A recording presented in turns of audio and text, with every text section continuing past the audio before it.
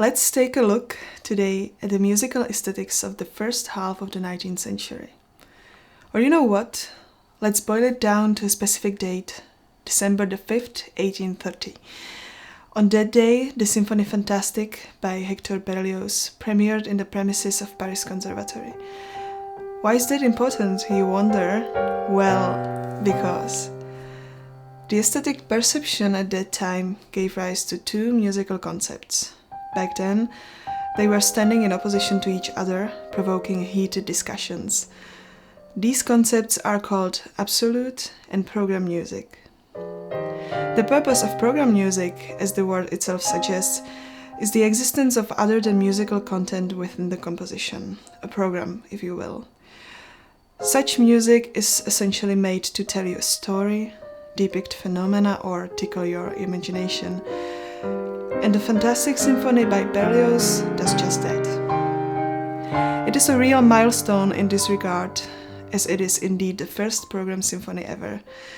The work consists of 5 parts, to each of which Berlioz literally adds the storyline.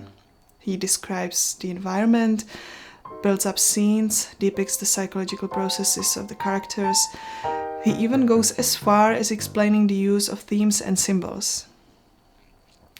On the other side of the spectrum, you have got the absolute music. The symphonies by Johannes Brahms are a perfect example of this. For Brahms, there is no need to explain his symphonies. It is alive on its own. It does not need to be interpreted. It doesn't need any other artistic expression to talk to its audience. According to him, absolute music is meant to represent the genuine art that affects men through sounds themselves, in their purity.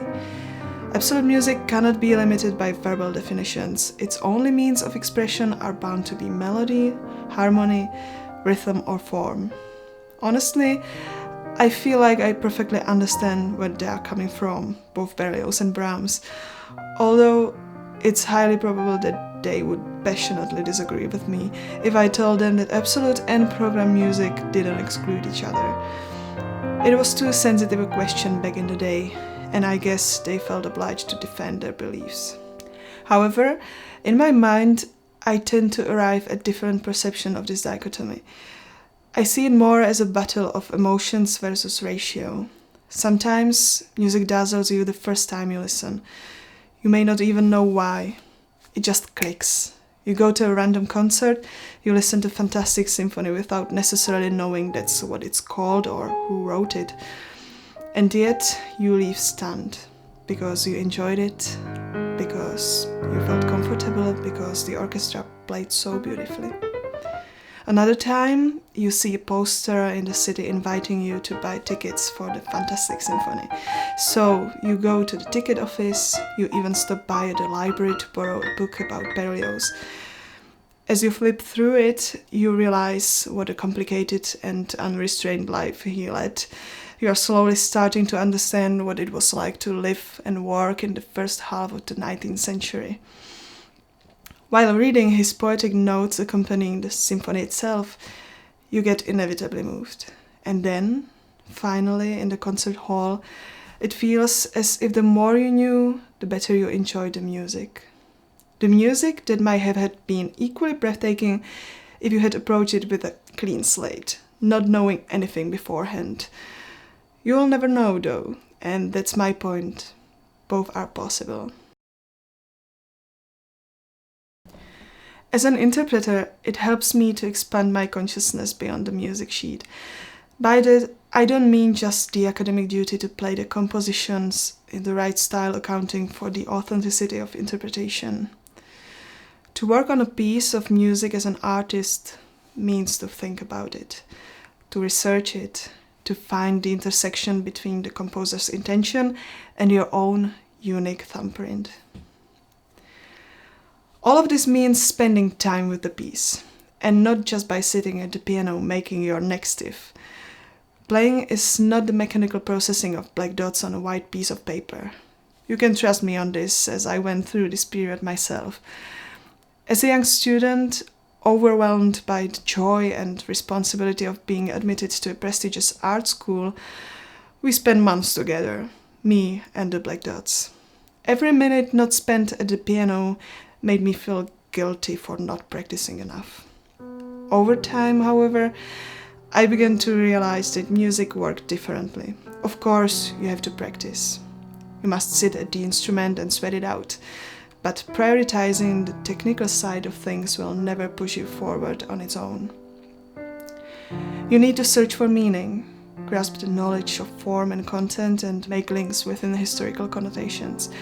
Simply put, one cannot work without the other. The more intimately I know the sheet music, the more space I spare for the imagination. And the more I understand the non-musical nooks, the better I conquer the technical side, the firmer I grasp the form, the more it jogs my memory.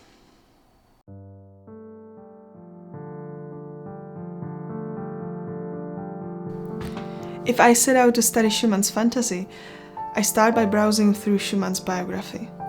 I don't have to remember the facts, I don't need to retain the dates. What I want is to paint a picture of his time, to find out what the author was inspired by, how innovative he was, or what historical influences he drew on. You would hardly find a better inspiration. His music is still very much alive even though he created it 200 years ago, so why not to revive his ghost as well?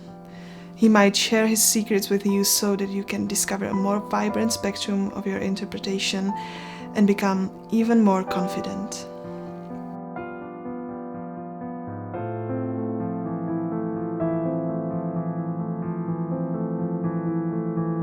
I decided to share with you my subjective take on this twofold substance of music.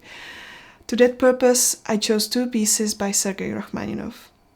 Under number 16, Rachmaninoff created an opus of 6 pieces called Moments musicaux, musical moments. Together, they add up to a concert, but each of them is capable of standing on its own.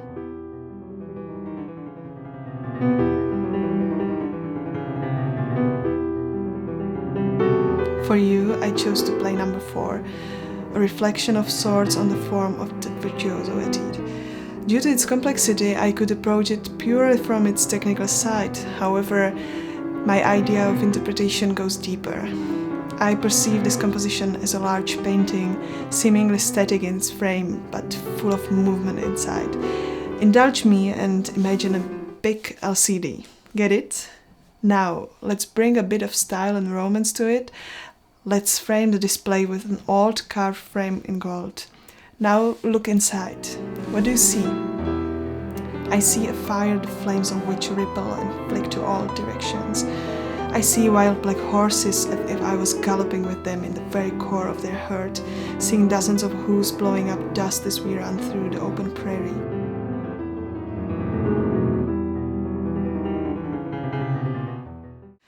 Suddenly, while the music keeps its rhythm in 16th notes, everything starts to soften, to calm down. I can see their manes in slow motion. Their movement is so graceful and soft. I see a sunset. I see a pulsating heart. I feel the passion.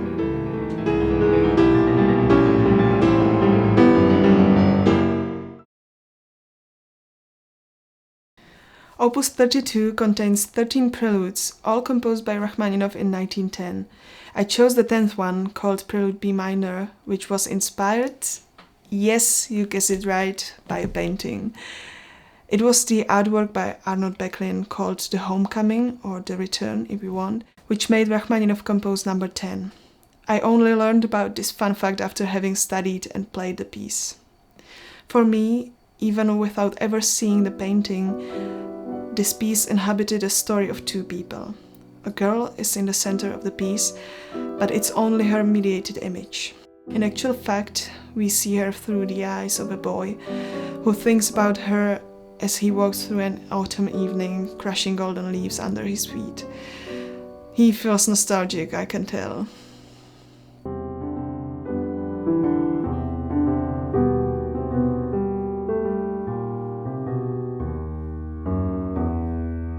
And here comes the part of intense gradation.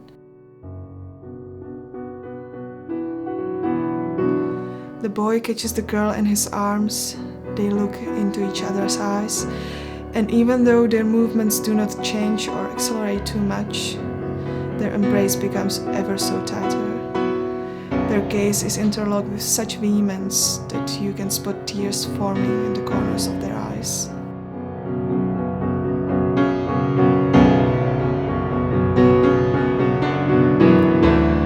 Despite this intensity, or maybe even due to it, the tears spill inside their eyes without falling on the cheeks. Their foreheads touch. He holds her arms with such strength, with such power.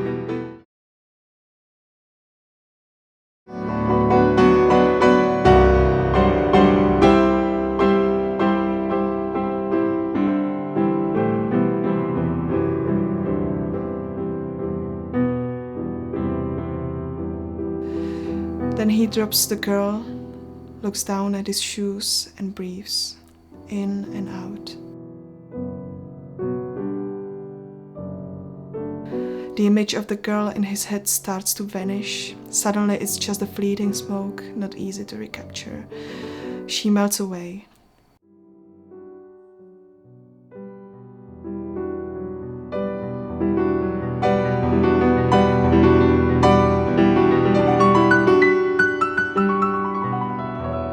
It was all nothing but a memory. His girl isn't there anymore, but strangely he doesn't despair.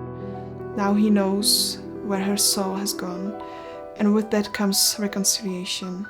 He'll never forget her, but he doesn't have to suffer anymore. He found his peace. When I finally laid my eyes on Arnold Böcklin's painting, I was amazed. I thought to myself, these are precisely the colors I imagined. These are the trees, my trees. This is a faithful depiction of the atmosphere that Rachmaninoff's music painted in my head. Look it up yourself to see. A man sits on a stone reservoir of water, representing the experience he had gathered throughout his life. Turned with his back to the observer, looks towards the light. It may symbolically point out the peaceful settlement between man and death, which is ultimately accepted as a way home, a homecoming, a peace offering.